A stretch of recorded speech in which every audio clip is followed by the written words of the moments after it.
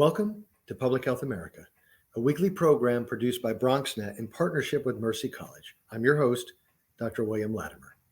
Here on Public Health America, we speak with experts from an array of specialties across the liberal arts and health professions to provide you with not only the best science, but practical tips to live a healthier life.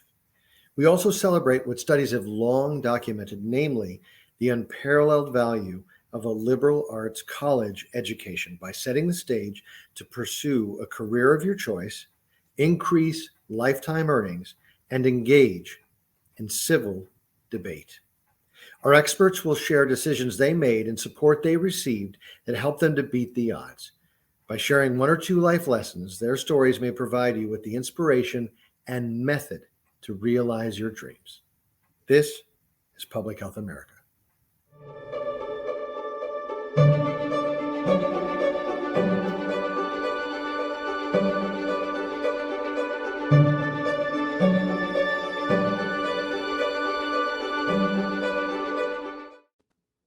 Welcome to Public Health America. I'm your host, Dr. William Latimer.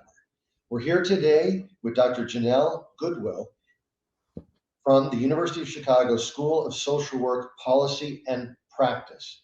Janelle, welcome to the program. Thank you so much for having me. Our pleasure, my pleasure. So I know you've been doing some cutting edge work on suicide prevention, particularly among Black Americans. Tell us a little bit about your work. Certainly. So I wrote my dissertation on the experiences of Black college students, particularly as it relates to issues of depression and suicide. Since finishing my dissertation and starting my faculty position here at the University of Chicago, I've done two main projects that I'm really excited about. The first is a national survey of mental health among Black adults during COVID-19. And so in that study, I'm looking at how things like hopelessness and meaning in life and life purpose are related to suicidal risk and protective against suicidal thoughts in Black Americans during the pandemic.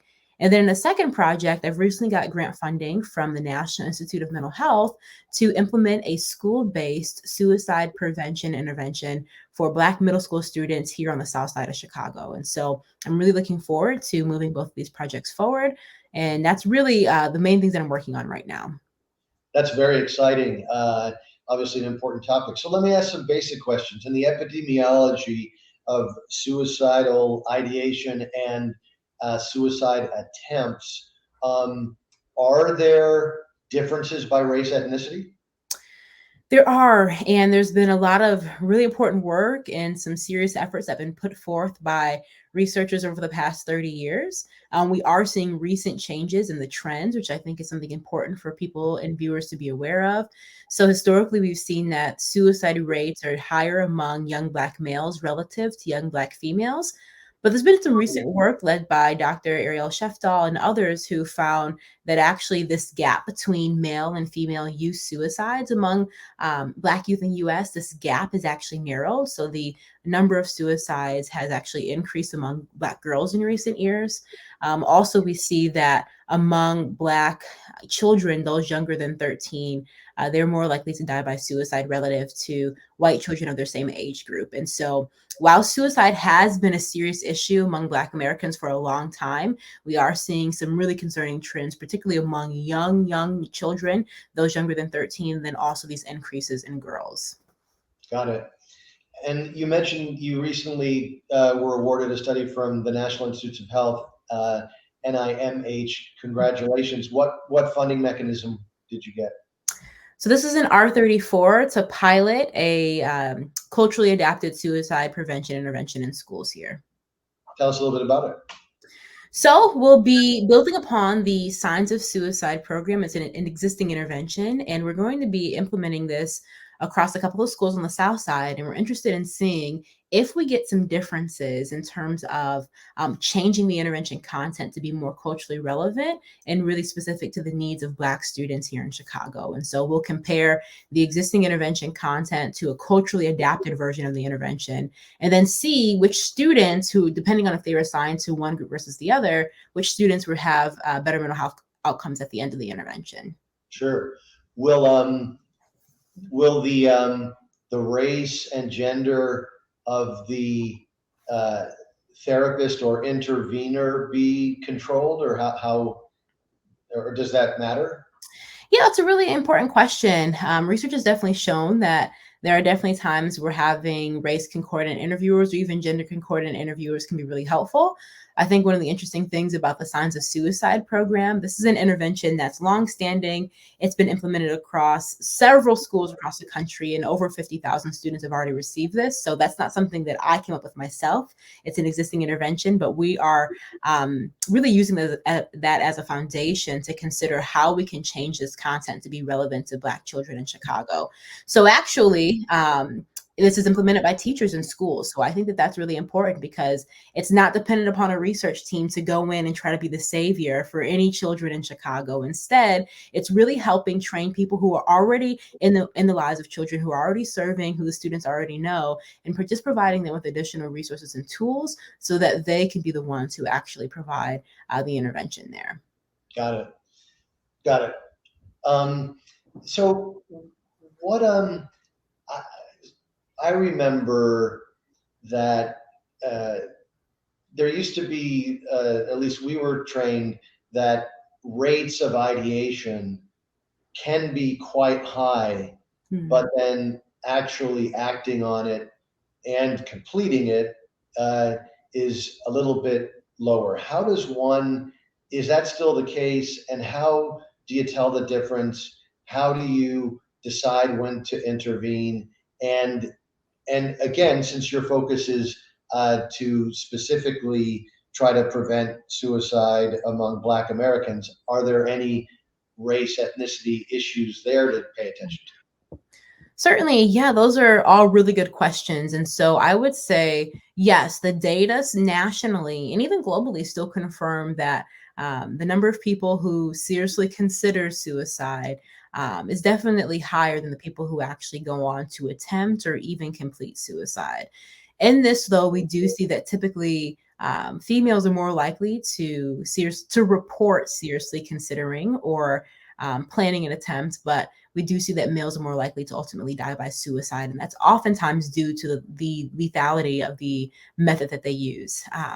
And so we do see gender differences and sex differences based on the type of method someone would use when they are at risk for suicide. In terms of when to intervene, I think it's important to intervene as soon as possible. An intervention looks different at different stages. I try to really communicate that while there is this myth that maybe asking someone about suicide will make them suicidal, I want to confirm that the data do not support that. So parents, loved ones, family members, friends, even teachers and administrators, I think it's important for researchers to communicate that directly asking someone if they are suicidal will not plant the idea of making them want to end their life. Instead, it can really be an open door for an opportunity to have an important conversation that the individual themselves may be reluctant to bring up to you. So directly asking someone, I think, is a great first step to intervention. The other forms of intervention include certainly getting someone into treatment with professional and licensed mental health, counselor, psychologist, social worker. I think this could also include, depending on the severity, making sure that someone has access to these resources in the community. And so I live in Chicago. The University of Chicago is on the south side of Chicago. And so this really points to why I do the work that I do with Black Americans, because there are barriers that prevent different people in our community from having access to the very mental health care that they need. Sure.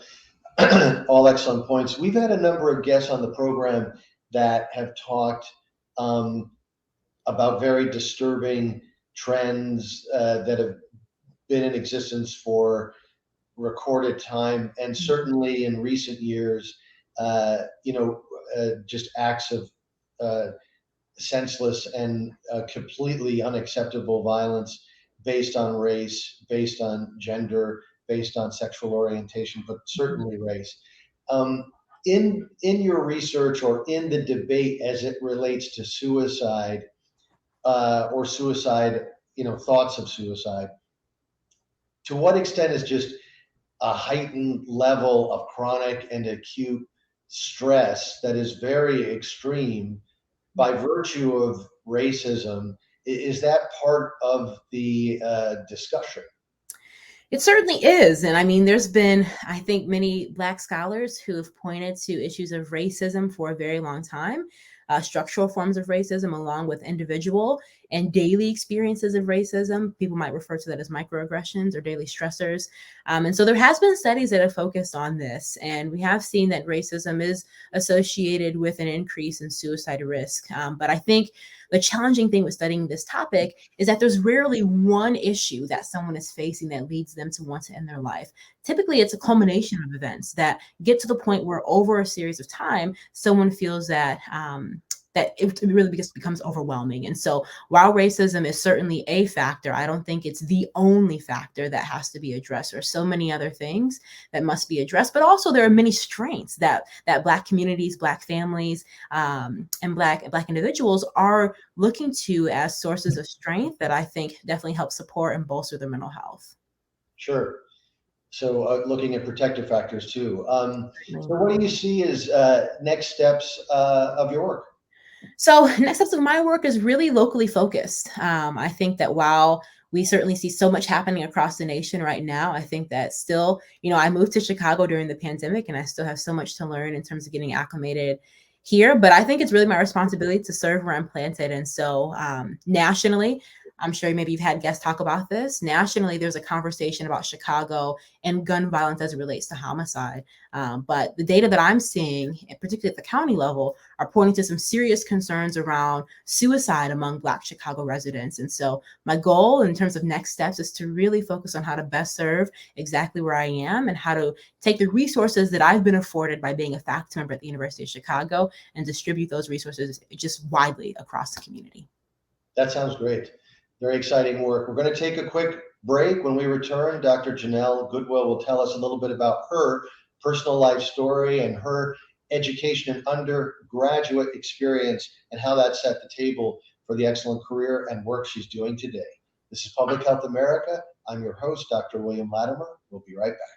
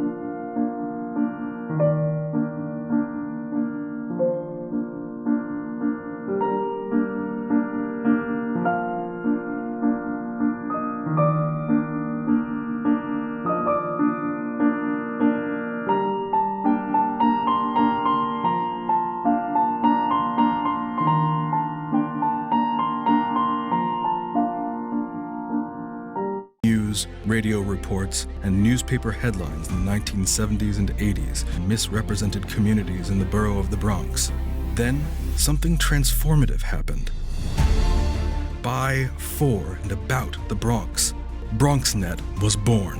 We are BronxNet! BronxNet provides media education, opening the doors to competitive careers in the media industry for thousands of students in middle school, high school, and college. BronxNet. Welcome back to Public Health America. I'm your host, Dr. William Latimer. So Janelle, we always open this second part of the segment with the same question, which is, where were you born and what were some of your formative experiences? Well, I was born in Warren, Michigan, which is right outside Detroit. And I lived there throughout all of my life. I lived in Michigan actually up until I came to Chicago to begin my faculty position here. And in terms of my formative experiences, I feel like there were just so many things that really helped shape me to be who I am today. So I was raised by my mom, and she really provided just a ton of structure and encouragement to me that really led me to know from an early age that college is something that I not only was expected to do, but that I wanted to do. And so throughout my time, and even as early as middle school and high school, we would spend time going to different colleges in Michigan in particular. And really, my mom encouraged me to dream about what I wanted to do and where I wanted to go. Other formative experiences I feel really happened in school. I went to a predominantly white school in a suburb of Detroit. And while there were certainly many benefits in terms of having maybe a smaller class size or having a lot of extracurricular activities, it definitely was challenging for me as a child and being at such a young age, always being one of the only students in my class, only Black students in my classroom. There was a certain amount of pressure that I felt to really be perfect, and that wasn't healthy. But I think that over time, my mom definitely did a great job of ensuring that I was in other spaces where I was not the only Black person. So that was really intentional in terms of, spending time with my other family members, or even being a part of a local Black church. That was just so critical to my development and to my understanding of the world around me. And so since then, I think that even those formative experiences, being one of the only Black students in school, really helped prepare me for what I was going to encounter in college, where oftentimes, again, going to a predominantly white institution like Michigan State University, where I was, again, one of the only students of color or Black students in the classroom sometime. And while that was challenging, it definitely helped prepare me so that I could be in a space where I could advocate for myself, where I could communicate with my professors and teaching assistants, and where I could really get the experiences that I felt that I needed to help prepare me to become the person that I am now. That's great. Great story. And obviously, I'm sure your mom is exceedingly proud of you and was so critical to, your choice to attend college. So you went to Michigan State. Tell us a little bit about what was your undergraduate major? What led you there? What were the pros and cons of college life? Yeah. Well, I tell everyone I loved college. It was just a wonderful experience. Even though it was difficult, I felt that, it was really, really a transformative time in my life. And so, as I mentioned, I studied at Michigan State University. I really benefited from going to a large public state school. My high school actually had a graduating class of 47 students. So it was quite a shock going from 47 to 47,000 in East Lansing on the campus there. I studied psychology, and I actually stayed with that major the whole time. I didn't feel the need to change my major. I was led to pursue psychology simply because I've always been interested in human behavior. Even as a kid, I thought that I wanted to become a therapist and do talk therapy, become a psychologist, and talk with people about whatever they were facing. That was something that my friends came to me a lot for when I was a kid. And so I thought that's what psychology was. But it wasn't until I was a freshman that I learned that so much of psychology is research. And so while I was there, my very first semester in the fall of 2013 at Michigan State, I got involved in a research lab, and I've been a part of research ever since. I didn't know it'd be my future career, but happy to talk about that more if interested. But yeah, that was really a turning point for me, is getting involved in a research lab and learning that I could use research to answer important questions about the world around me. That's great. Yeah, we've had several guests that have commented on how exposure to new opportunities, in your case, research, were just critical to the road and journeys that they ultimately took. What were some other factors, during your undergraduate degree that you now look back, not too long ago, but still look back, that might have contributed to your success? Well, I think certainly for me, I recognize that this may not be everyone's experience, but I lived on campus. That was absolutely transformative. I think that if persons are interested and able to do so, I think living on campus certainly shapes your college experience. Being able to live alongside other students and build relationships today that have lasted since that time have been really important to me. Also, I was a resident assistant, so students might be familiar with this as being an RA. I did that for financial reasons. I mean, because room and board is incredibly expensive, as we all know. And so I was a resident assistant for 3 years. And in that role, I had my room and board covered, but essentially I was also responsible for overseeing a floor of freshman students and providing them with guidance and support as they navigated all the challenges that come up in their first year. And so I would encourage the viewers that if you are really on the fence around going to college, I think that there are some serious benefits in terms of having opportunity to live alongside of and learn from other people who might be completely different from you, who might be from completely different states and countries, and living together and navigating some of those challenges in your first year of college. Excellent points. So let me ask you this, Janelle. I sit in a number of meetings, far too many, where there is debate or people want to know, is undergraduate worth it? And I think that there's greater focus today on, will my son or daughter get a well-paying job upon graduation? Now, there is absolutely nothing wrong with that debate. I think it's worthwhile. I think we should be educating students to get jobs and not to have bone-crushing debt when they graduate. Right. Just what's your sense of, like, it just seems to me that you're talking about a number of positive experiences that you had as an undergraduate that don't necessarily relate one-to-one with an outcome related to what you're going to make on your first job. Certainly. I mean, I think that there are things that are intangible that you learn, that you gain, that you experience during those formative years as an undergraduate student.